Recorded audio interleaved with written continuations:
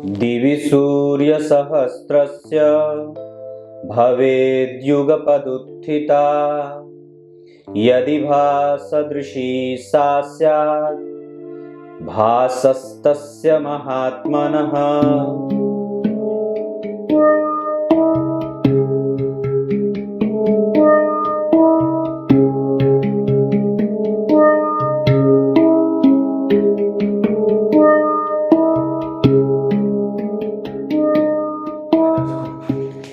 नमस्कार, एक बार फिर से उपस्थित हूं आप सबके सामने बुधवार के बाद गुरुवार के कार्यक्रम में।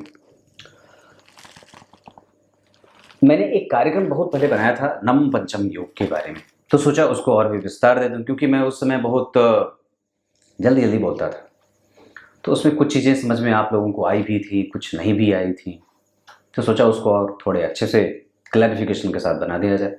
आइए झट से आपको ये छोटा सा कार्यक्रम आपके सामने प्रस्तुत करके बता देता हूँ।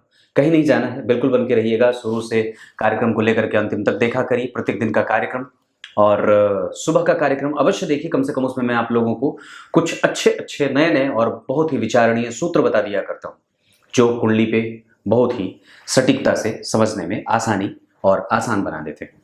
यहाँ मैंने नवम पंचम योग के बारे में लिखा हुआ है, जैसे जन्म कुंडली का 5वां भाव ये होता है और जन्म कुंडली का 9वां भाव ये होता है। क्लियर है? पहला भाव ये गिनना यहाँ से शुरू होता है, दूसरा ये धन भाव, तीसरा ये पराक्रम भाव, चौथा ये सुख भाव, पांचवा भाव ये सुत भाव, छठा भाव ये आपकी प्रतियोगिता, जीवन में ऑब्स्टिकल्स, सातवां भाव आपका दाम्पत्य, आपकी पत्नी, आपके सामने का प्रतिबिंब, और ये आठवां आपका रिसर्च और आपका गूढ़ और रहस्यमय ज्ञान, ये 9वां आपका भाग्य और आपके पूर्वज, आपके पिता का सुख, ये 10वां आपकी कुंडली का कार्यक्षेत्र, आपका पुरुषार्थ, आपका बल, 11वां आपके द्वारा प्राप्त की गई चीजें, और 12वां भाव आपके मोक्ष की यात्रा, मतलब मोक्ष। पर और भी बातें जो समझने वाली हैं। जन्म कुंडली के 2 त्रिकोण, पंचम भाव और नवम भाव। अब अगर इनका संबंध गुरु से हो जाए, जैसे मान लीजिए आपकी कुंडली में जो भी नवम भाव पंचम भाव के अधिपति हैं, 1 से लेकर के 12 तक में कोई भी अंक लिखा हो, यहाँ पे भी 1 से लेकर के 12 तक में कोई भी अंक लिखा हो, और गुरु का संबंध यहाँ बैठ जाए गुरु, या यहाँ बैठ जाए गुरु, या इस भाव के अधिपति के संग गुरु बैठ जाएं इन्हीं भावों में या यहीं पे, या फिर गुरु लग्न में बैठ जाएं, तो लग्न में बैठेंगे तो यहां भी देखेंगे और यहां भी देखेंगे।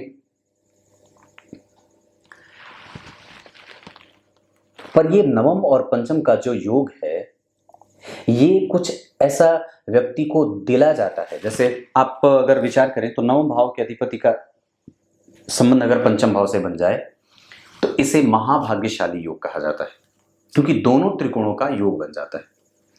और इसका एक सामान्यतया बहुत ही सिंपल सा एक प्रभाव ये हो जाता है कि आपके पूर्वजों का आशीर्वाद आपके साथ है, क्योंकि कहीं ना कहीं ये पूर्व जन्म है और ये आपके भाग्य का बल है, मतलब ये भाग्य भाव है। भाग्य मतलब, मैंने कई बार ये चीजें पहले भी बता रखी हैं, भाग्य का मतलब कुछ दूसरा उड़ता पंछी नहीं होता। भाग्य का मतलब होता है आपके पूर्वजों का आशीर्वाद, जो आपके द्वारा पहले से या प्रमाणित ये करता है कि आपने कैसे कर्म करे हैं कि आपके पूर्वजों का आशीर्वाद आपको मिला हुआ है। यही भाग्य। भाग्य के पास अपना कोई बल नहीं होता, वो पुरुषार्थ के बल से एक्टिव होता है। मतलब आपके द्वारा पुरुषार्थ का मतलब आपके जो कृत्य हैं, जो आपके कर्म हैं, जो आप प्रत्येक दिन कर रहे हैं, जितनी मेहनत उतना ही मजबूत भाग्य का निर्माण होता है और उतने ही मजबूती से भाग्य को बल भी मिलता है। यही भाग्य है।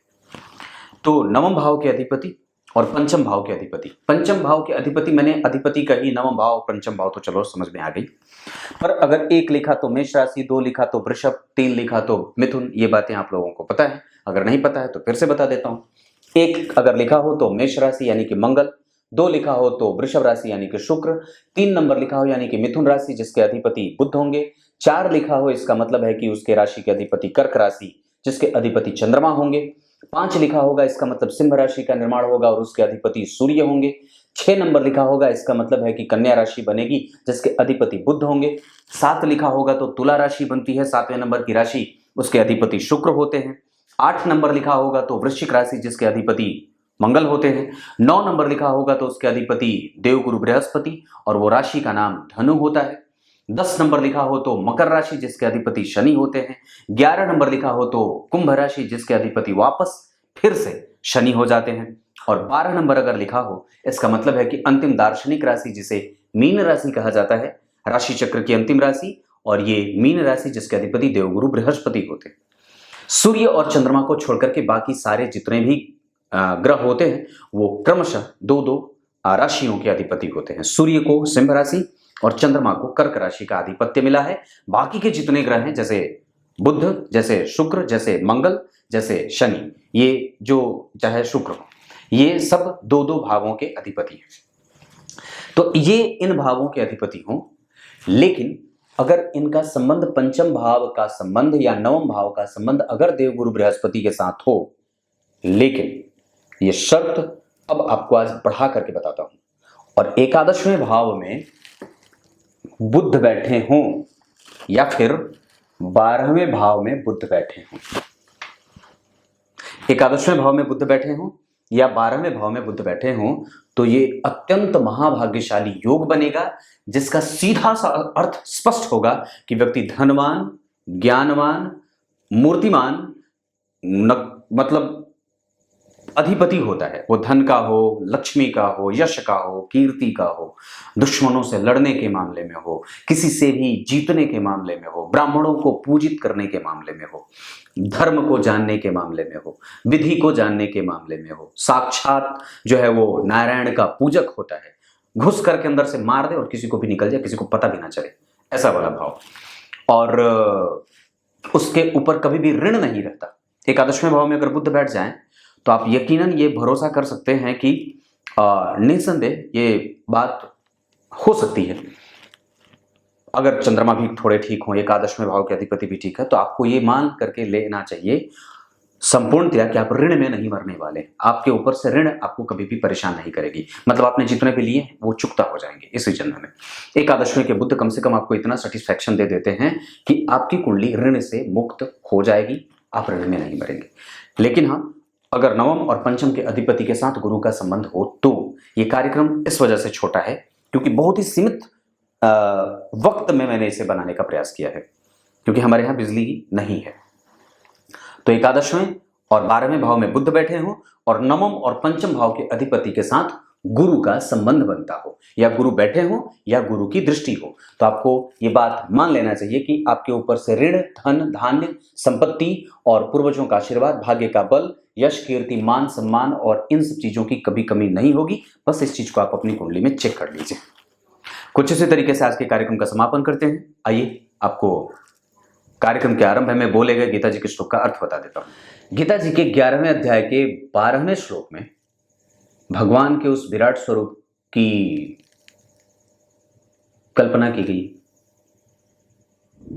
एक साथ 1000 सूर्य जब आसमान में उदित हो जाते हों, जैसे मैंने क्या बात बताई, दिवी सूर्य सहस्त्रेषु, अगर आसमान में 1000 से भी अधिक सूर्य दैदीप्यमान हो जाए, फिर भी वो उनकी कोई तुलना नहीं है कि परमपिता परमेश्वर की रोशनी के आगे वो सूर्य की रोशनी उनकी कोई स्तुति बनी, बिल्कुल नहीं।